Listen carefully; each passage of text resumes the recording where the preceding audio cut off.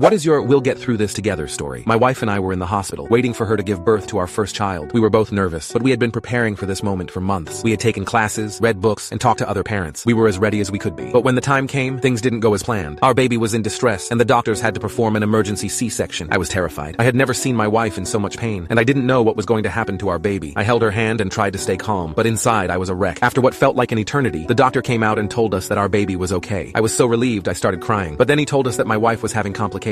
Her blood pressure was dangerously high, and they were having trouble stopping the bleeding. I was so scared. I didn't know what I would do if I lost her. I sat in the waiting room praying and hoping for the best. After a few hours, the doctor came out and told me that my wife was stable. She was going to be okay. I was so relieved I fell to my knees and thanked God. When I finally got to see her, she was still groggy from the anesthesia, but she smiled at me and said, "We did it." I held her hand and told her how much I loved her. We had been through so much together, and we had come out stronger on the other side. A few hours later, we got to hold our baby girl for the first time. She was perfect. We named her Hope because she was the light that got us through the darkest time of our lives.